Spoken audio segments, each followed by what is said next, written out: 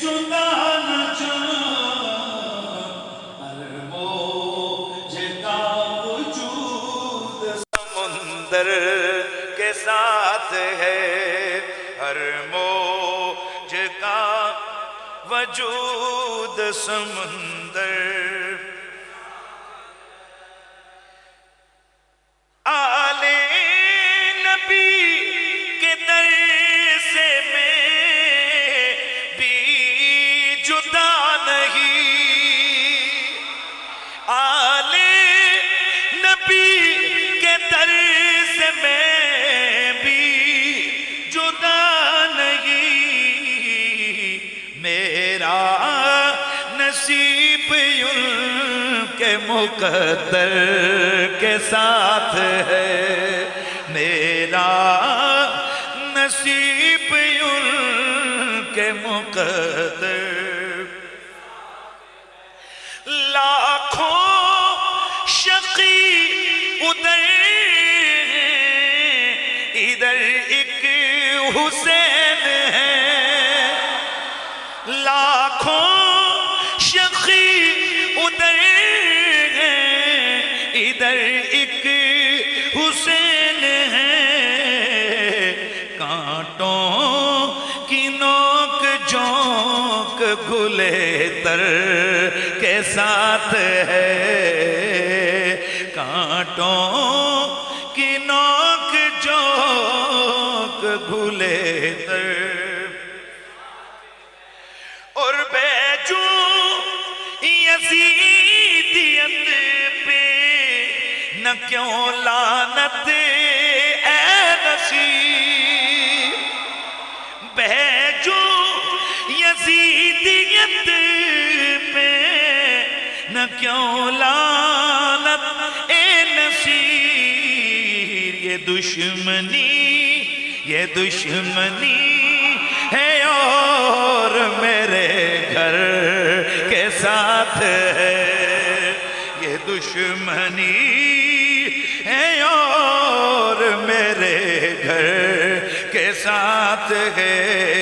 اللہ اہل بیت پیغمبر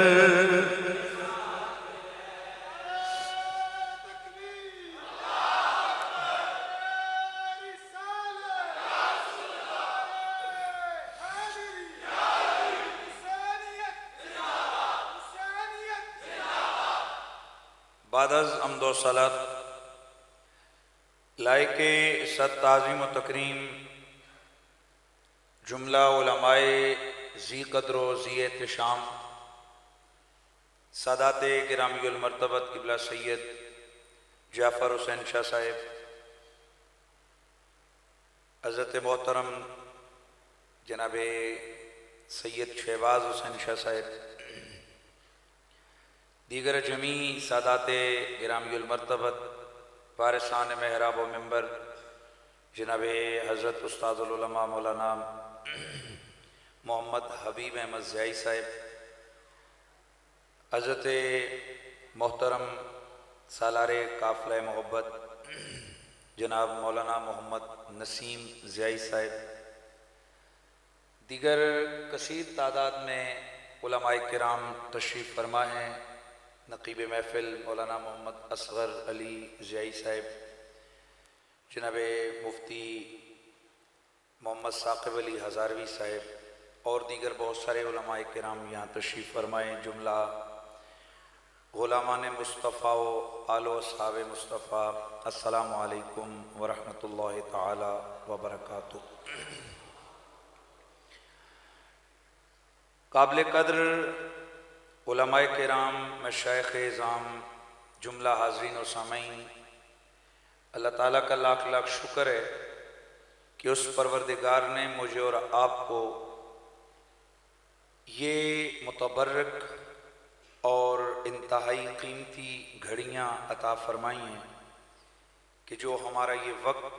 آل بیت اطہار کی بارگاہ میں غلامی کا نذرانہ پیش کرنے میں گزر رہا ہے۔ اللہ تعالیٰ آپ سب احباب کو اس بزم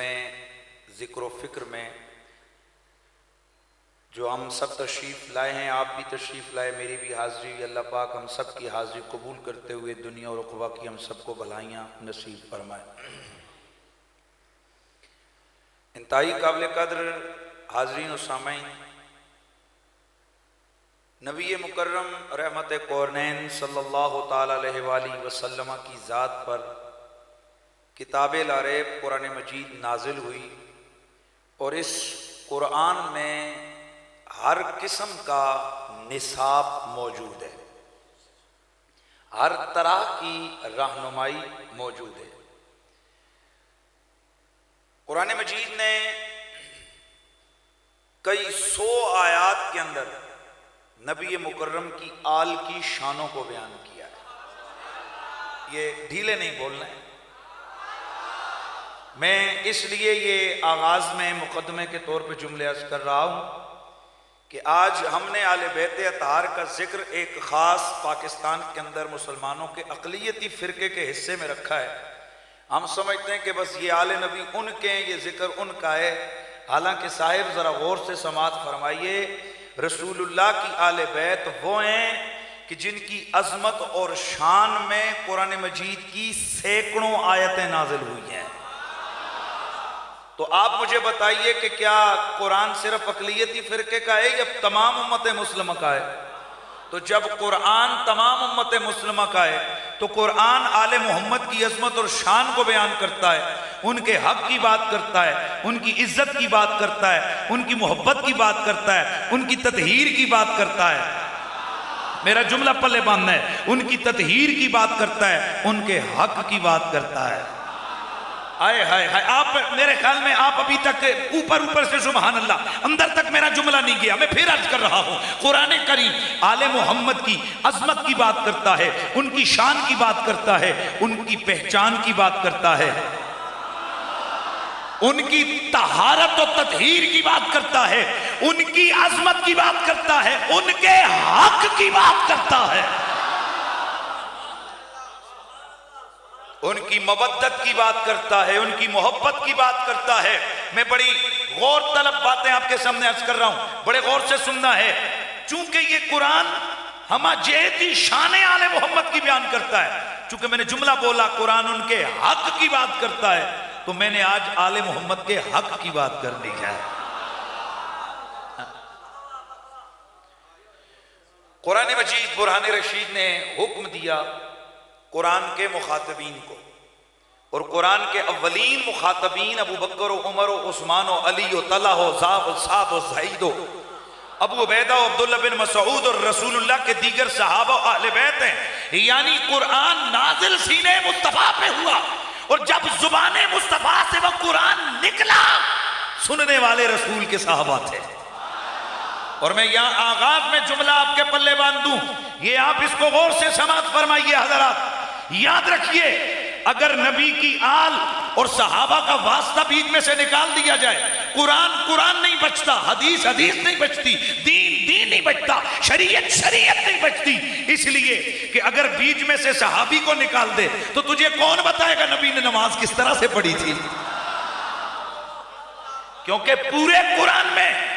نماز کے پڑھنے کا حکم موجود ہے، پر پورے قرآن الحمد والناس پڑھ کے دیکھ لے، بڑی ذمہ داری سے عرض کر رہا ہوں، پورے قرآن کی کسی صورت میں کسی سپارے کے اندر قرآن نے نماز پڑھنے کا آرڈر تو دیا ہے، پر نماز پڑھنے کا طریقہ نہیں بتایا۔ مجھے ایمان سے بتائیے، جو قرآن قوم موسیٰ کے قصے سنا سکتا ہے، جو قرآن حضرت یوسف و ایوب کے قصے سنا سکتا ہے، جو قرآن مختلف قوموں کے مختلف قصوں کو سنا سکتا ہے، جو قرآن قصہ یوسف کو سنا سکتا ہے، جو قرآن صاحب الاخدود کے قصے سنا سکتا ہے، جو یار یہ نہیں ہے، جو قرآن بقرہ موسیٰ کے قصے سنا سکتا ہے، جو قرآن ناقہ یحییٰ ناقہ صالح کے قصے سنا سکتا ہے، جو قرآن طہارت و تطہیر یحییٰ کی باتیں کر سکتا ہے، جو قرآن عظمت و کمال ابراہیم کے تذکرے بتا سکتا ہے، جو قرآن شان اسماعیل کو بیان کر سکتا ہے، ذرا لوگوں تم ہی بتاؤ، وہ قرآن 5, 10, 15 آیتوں میں نماز کا طریقہ نہیں بتا سکتا؟ یار کبھی غور کیا ہوتا ہے اس بات پہ کہ اسلام کا دوسرا بڑا رکن، بولیے بولیے جملہ پورا کیجئے، نماز اسلام کا دوسرا بڑا رکن، لاؤڈلی اونچا جواب، اسلام کا دوسرا بڑا رکن نماز ہے۔ 500 سے زائد مرتبہ، یہ تو آپ کو ہر مکتب فکر کی علماء بتاتے ہیں کہ قرآن مجید نے 500 سے زائد مرتبہ نماز کا آرڈر دیا، لیکن کبھی کسی ایک مولانا کے گوڑے گٹے پکڑ کے اس کا دامن پکڑ کے سوال تو کر لو، مولانا جی اس رات سے بھی ذرا پردہ اٹھائیے کہ جس قرآن نے 500 بار پڑھنے کا آرڈر دیا ہے، ایک بار بھی پڑھنے کا طریقہ کیوں نہیں بتایا؟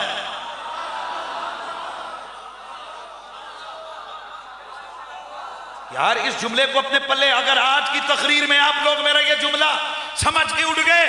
میں سمجھوں گا کہ میرا آنے کا مقصد پورا ہو گیا۔ حضرات غور سے سنیے، جو قرآن ہزاروں آیتوں میں ہزارہا واقعات کو بیان کر سکتا ہے، وہ 2 4 5 10 آیتوں میں نماز کا سبق نہیں بتا سکتا۔ وہ یہ نہیں بتا سکتا ہاتھ ادھر باندھو، یا وہ یہ نہیں بتا سکتا، وہ نماز وہ قرآن یہ نہیں بتا سکتا۔ جو یہ بتاتا ہے کہ جناب موسیٰ کی اونٹنی، جناب موسیٰ کے دور کی اس گائے کے ساتھ کیا ہوا، وہ قرآن یہ نہیں بتا سکتا ہاتھ ادھر باندھ یا ادھر باندھ، یہ سبق پڑھ، رفع یدین کر یا نہ کر، بتا سکتا ہے نا، بتا سکتا ہے نا، لیکن بتایا کیوں نہیں ہے؟ یہ تو آرڈر کیا وَأَتِمُّ الْحَجَّ وَالْعُمْرَةَ لِلَّهِ، حج اور عمرہ اللہ کے لیے مکمل کر، پر حج کا سارا سبق نہیں بتایا، حج کے سارے معاملات نہیں بتائے۔ یہ تو کہا زکوٰۃ دو، پر یہ نہیں بتایا کس ریشو سے، کتنا، کتنے پہ کتنا، کس طرح دے، نہیں بتایا۔ جو قرآن یہ بتا سکتا ہے کہ باپ مرے تو بیٹے کو کتنا دو، بہن کو کتنا دو، بھائی کو کتنا دو، اولاد کو کتنا دو، ماں باپ کو کتنا دو، بیوی کو کتنا دو، اگر کلالہ ہو تو اس کو کتنا دو، ہاں جو جگہ جگہ یہ بتا سکتا ہے، وہ قرآن یہ نہیں بتا سکتا کہ زکوٰۃ کا نصاب جو بھائی جو ماں باپ اور بیٹے کی حق کو بتا سکتے، وہ اپنے شریعت کے حق زکوٰۃ کو نہیں بتا سکتا، بتا سکتے پر بتایا نہیں۔ یہی سوال لے کر رسول کے صحابہ رسول اللہ کے دربار میں گئے تھے، یا نبی اللہ نے آرڈر کیا ہے نماز پڑھنے کا، پر طریقہ کیا ہے، کیسے پڑھیں؟ میرے نبی نے ایک جملے میں ساری شریعت کا مسئلہ بیان کر دیا۔ میرے نبی نے فرمایا سلو کما رأیتمونی اصلی، بس تم مجھے دیکھو جیسے میں پڑھوں نا، بس جیسے میں پڑھوں تم مجھے دیکھو، جیسے میں پڑھوں نا بس تم ویسے پڑھ لینا۔ کیا مطلب؟ رب نے اپنی عبادت کروائی تو ڈائریکٹ نہیں کروائی، فرما میرے یار کو دیکھ، مطلب یہ میں سجدہ کرنا چاہتا ہوں، ربا کیسے کروں؟ میرے یار کو دیکھ، میں ہاتھ باندھ کے کھڑا ہونا چاہتا ہوں تیرے دربار میں، کیسے کھڑا ہوں؟ میرے یار کو دیکھ، میں رکوع کرنا چاہتا ہوں، کیسے کروں؟ میرے یار کو دیکھ، میں قیام کروں، کیسے کروں؟ میرے حبیب کو دیکھ، میں تشہد بیٹھوں، کیسے بیٹھوں؟ فرما میرے حبیب کو دیکھ، اے میرے رب نماز تیری ہے، یہ بیچ میں محبوب کدھر سے لے کے آ گیا؟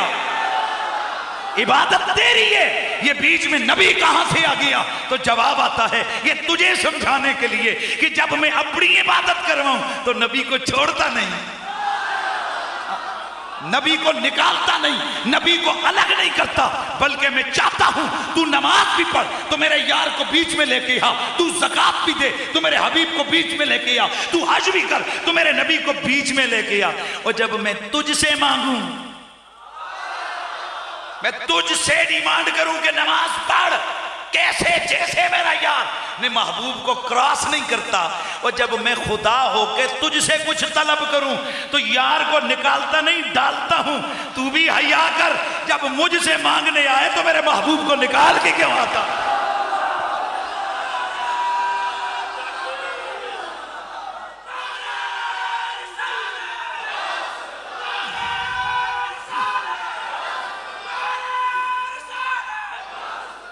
جسے مل گیا کملی والے کا دامن، اسے دو جہاں کا ہے بھلا باغ جنت کو وہ کیا کرے گا مدینے میں جس کو اذانیں دیے جا نمازیں پڑھے جا شب و روز سجدوں پہ سجدے کیے جا اذانیں اسی کی نمازیں اسی کی آواز آئے اذانیں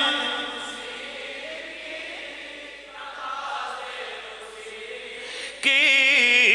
اذانیں اسی کی نمازیں اسی کی اذانیں اسی کی نمازیں اسی کی جسے پنجتن کا گھرانہ ملا میرا رب قدیر فرماتا ہے وَآتِ ذَا الْقُرْبَى حَقَّهُ وَالْمِسْكِينَ وَابْنَ السَّبِيلِ تو اس جملے کو بتانے کے لیے کہ لوگوں اگر نبی کی آل اور نبی کے صحابہ والا یہ معاملہ بیچ میں سے نکال دو قرآن نہیں رہتا شریعت نہیں رہتی توجہ رہے قرآن نہیں رہتا شریعت نہیں رہتی حدیث نہیں رہتی اس لیے کہ ہم نے نبی سے خود قرآن نہیں سنا قرآن نبی کے یاروں نے سنا پھر آگے پھیلایا ہے اس کا مطلب یہ ٹھہرا کہ امت کے لیے جیسے قرآن کو ماننا ضروری ہے ویسے رسول کی آل اور رسول کے صحابہ کو ماننا بھی ضروری ہے کیونکہ یہی تو وہ جو سب سے بڑا مؤثر ذریعہ ہے کہ جس ذریعے سے ہم تک پتہ چلا میں ہاتھ ادھر بنو یا ادھر نہیں سمجھ آئی ہاتھ ادھر باندھو یا ادھر ہمیں اور کس طرح کس نے بتایا ہماری بزم کے اندر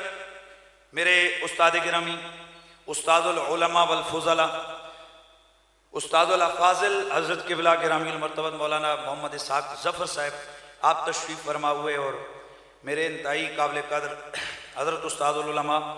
مولانا سردار احمد حسن سعیدی مدرس جامعہ رضویہ العلوم وہ بھی تشریف فرما ہوئے اور یقیناً یہ حوصلہ افزائی ہے مولانا محمد نسیم سعدی صاحب یہ شاگرد ہیں ان دونوں حضرات کے اور میں قبلہ استاد گرامی مولانا اسحاق ظفر صاحب کا شاگرد ہوں یہ ان کی حوصلہ افزائی ہے وگرنہ ہم نے جو پڑھے سنا رہے ہیں اور یہ واحد ہماری جو فیلڈ ہوتی ہے نا علماء والی دین والی یہاں اپنی نسبتوں کو چھپایا نہیں جاتا ہاں کوئی بڑا افسر لگ جائے وہ اپنے سکول کا ٹیچر ہو کہ میں اس کو نہیں جانتا وہ سمجھتا ہے کہ یار یہ ٹیچر میں اس وقت وزیر بنا ہوں اور ہماری جو تعلیم ہے وہ ہمیں یہ بتاتی ہے کہ تو بے شک وقت کا مجدد بھی بن جانا لیکن